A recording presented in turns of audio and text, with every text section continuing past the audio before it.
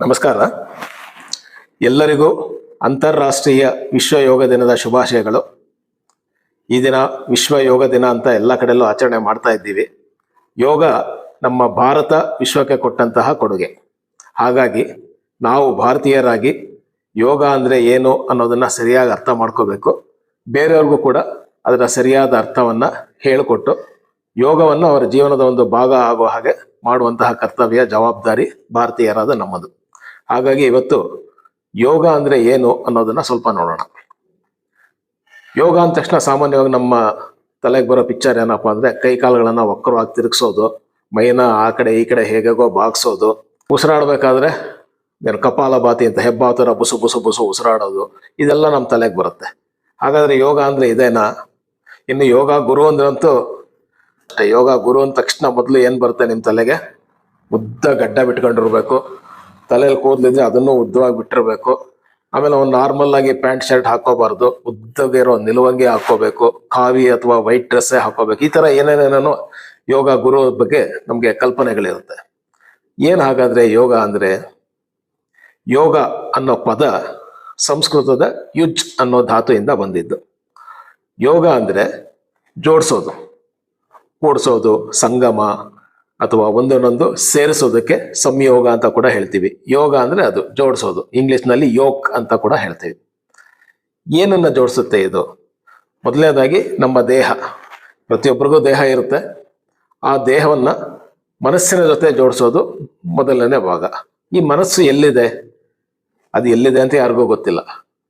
ತಲೆಯಲ್ಲಿದೆಯಾ, ಹೃದಯದಲ್ಲಿದೆಯಾ, ಎಲ್ಲಿದೆಯೋ ಗೊತ್ತಿಲ್ಲ. ಇನ್ನು ಕೆಲವರು ಹೊಟ್ಟೆಲಿರುತ್ತೆ. ನಮ್ಮಂತ ಏನೋ ಒಂದು ವಾಸನೆ ಬಂದ ತಕ್ಷಣ ಮನಸ್ಸು ಅಲ್ಲ ಹೋಗ್ಬಿಡುತ್ತೆ. ಹಾಗಾದ್ರೆ ಮನಸ್ಸು ಎಲ್ಲಿದೆ? ದೇಹದ ಒಳಗಿದೆಯೋ ಹೊರಗಿದೆಯೋ ಅಂತಾನೂ ಗೊತ್ತಾಗಲ್ಲ. ಕೆಲವು ಸಲ ನಮ್ಮ ಮನಸ್ಸು ಎಲ್ಲೆಲ್ಲೋ ಓಡಾಡ್ತಾ ಇರುತ್ತೆ. ನಾವಿಲ್ಲಿ ಕೂತಿರ್ತೀವಿ, ಮನಸ್ಸು ಯಾವುದೋ ಬೇರೆ ದೇಶದಲ್ಲಿರ್ಬೋದು ಅಥವಾ ಇನ್ಯಾವುದೋ ಬೇರೆ ಜಾಗದಲ್ಲಿ ಹೊರಟೋಗ್ಬಿಟ್ಟಿರುತ್ತೆ. ಸೊ ಮನಸ್ಸು ದೇಹದ ಒಳಗಿದೆಯೋ ಹೊರಗಿದೆಯೋ ಅಂತಾನೂ ಗೊತ್ತಿಲ್ಲ. ಮನಸ್ಸನ್ನ ವಿವೇಕಾನಂದರು ಹೆಂಡ ಕುಡಿದ ಕೋತಿ ಅಂತ ಹೇಳಿದ್ದಾರೆ. ಅದನ್ನ ಒಂದ್ ಕಡೆ ನಿಲ್ಸೋದು ಬಹಳ ಕಷ್ಟ. ಈ ಯೋಗ ಅಂತಹ ಮನಸ್ಸನ್ನ ನಮ್ಮ ದೇಹದ ಜೊತೆಗೆ ಜೋಡಿಸುತ್ತೆ. ಅದು ಮೊದಲ ಕೆಲಸ.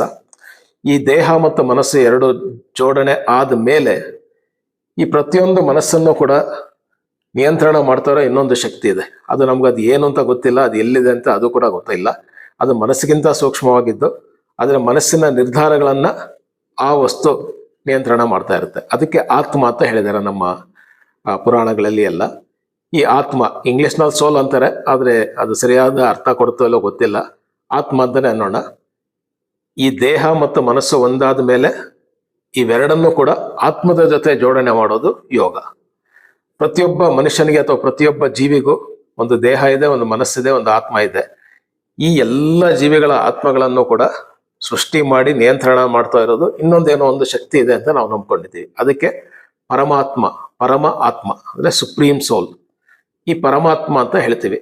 ಯೋಗದ ಕೊನೆಯ ಗುರಿ ಏನಪ್ಪಾ ಅಂದ್ರೆ ದೇಹ, ಮನಸ್ಸು, ಆತ್ಮಗಳನ್ನ ಆ ಪರಮಾತ್ಮನ ಜೊತೆ ಹೊಂದಿಸೋದು ಅಂದ್ರೆ ಈ ಎಲ್ಲವೂ ದೇಹ, ಮನಸ್ಸು, ಆತ್ಮ ಎಲ್ಲವೂ ಕೂಡ ಸಿಂಕ್ರೋನೈಸ್ ಆಗಿ ಕೆಲಸ ಮಾಡೋ ಹಾಗೆ ಮಾಡೋದು ಯೋಗದ ಕೆಲಸ.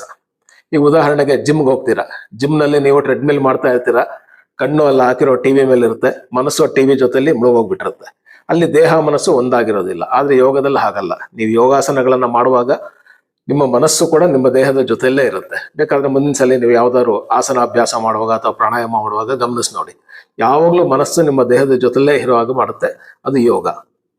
ಇನ್ನು ಈ ಯೋಗ ಅಂದ್ರೆ ಏನು ಅನ್ನೋದನ್ನ ಪತಂಜಲಿ ಮಹರ್ಷಿಗಳು ಸುಮಾರು 2000 ವರ್ಷಗಳ ಹಿಂದೆನೆ ಹೇಳ್ಬಿಟ್ಟಿದ್ದಾರೆ. ವೇದ, ಉಪನಿಷತ್ತು, ಭಗವದ್ಗೀತೆ ಹೀಗೆ ಎಲ್ಲೆಲ್ಲೋ ಯೋಗ ಬೇರೆ ಬೇರೆ ಕಡೆಯಲ್ಲಿ ಸ್ವಲ್ಪ ಸ್ವಲ್ಪ ವಿವರಗಳಾಗಿ ಹೇಳಿತ್ತು. ಅದೆಲ್ಲವನ್ನೂ ಕೂಡ ಒಂದು ಕಡೆ ಸೇರಿಸಿ ಸೂತ್ರಗಳು ಅಂದ್ರೆ ಫಾರ್ಮುಲಾ ರೀತಿಯಲ್ಲಿ ಪತಂಜಲಿ ಮಹರ್ಷಿಗಳು ಅಷ್ಟಾಂಗ ಯೋಗ ಸೂತ್ರ ಅಂತ ಮಾಡಿದ್ರು.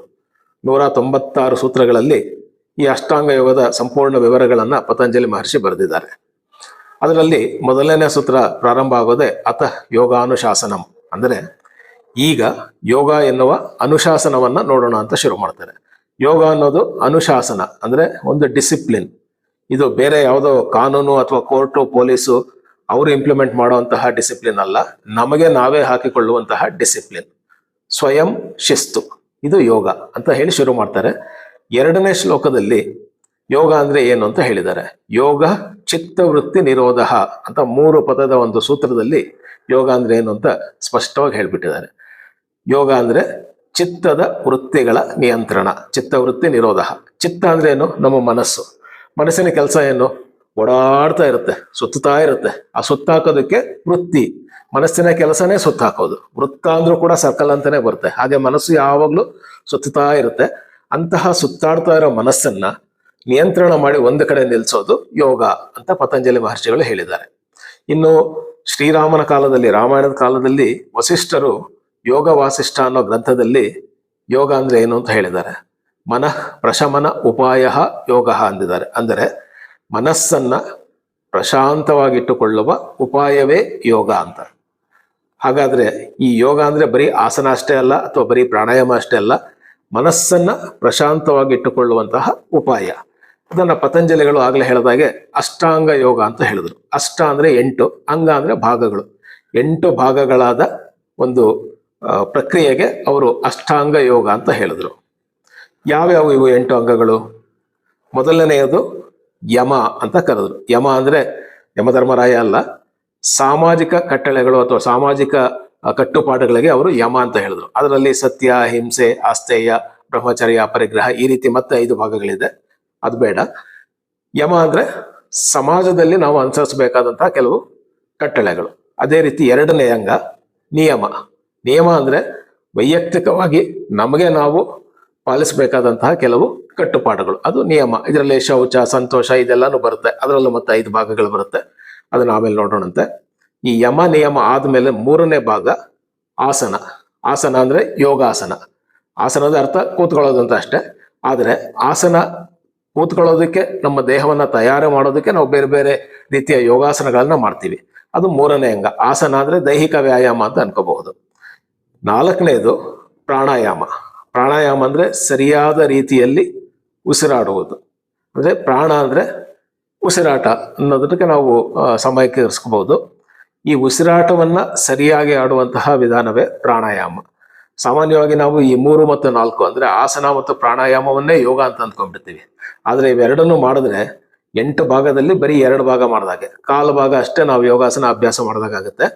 ಎಲ್ಲ 8 ಅಂಗಗಳನ್ನು ಮಾಡಬೇಕಾಗುತ್ತೆ. ನೋಡೋಣ ಮುಂದಿನ ಏನೇನಂತ. 5ನೇ ಅಂಗ ಪ್ರಾಣಾಯಾಮ ಆದ್ಮೇಲೆ ಬರೋದು ಪ್ರತ್ಯಾಹಾರ. ಪ್ರತ್ಯಾಹಾರ ಅಂದ್ರೆ ನಮ್ಮ 5 ಇಂದ್ರಿಯಗಳನ್ನ ನಮ್ಮ ಕಡೆಗೆ ತಿರುಗಿಸ್ಕೊಳ್ಳೋದು. ಸಾಮಾನ್ಯವಾಗಿ ಇಂದ್ರಿಯಗಳು ಎಲ್ಲೆಲ್ಲೋ ಆಚೆ ಓಡೋಗ್ತಾ ಇರುತ್ತೆ.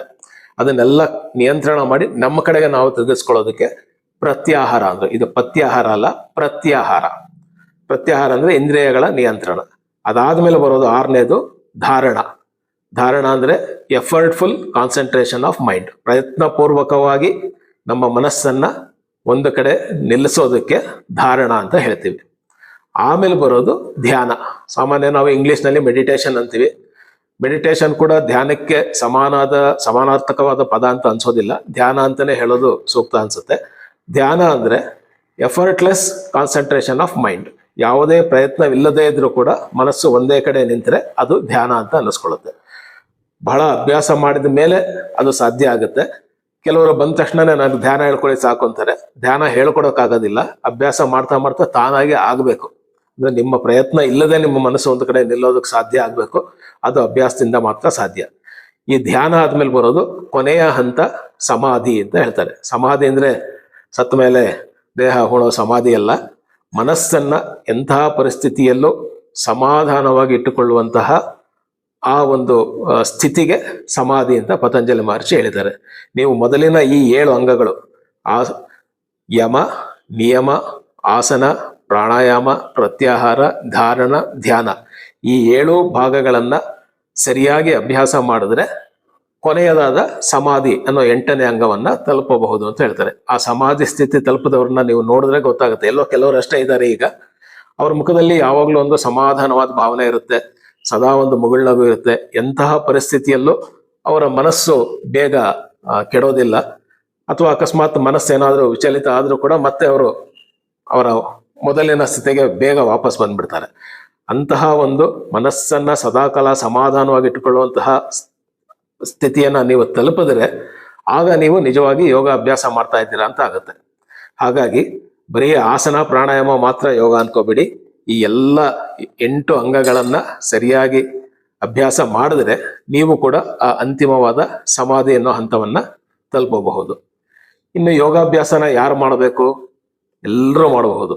ಗಂಡಸರು ಮಾಡಬೇಕು, ಹೆಂಗಸರು ಮಾಡಬೇಕು, ಈ ದೇಶದವ್ರು ಮಾಡಬೇಕು, ಆ ಜಾತಿನವ್ರು ಮಾಡಬಹುದು, ಏನು ಇಲ್ಲ, ಯಾರು ಬೇಕಾದ್ರೂ ಮಾಡ್ಬೋದು.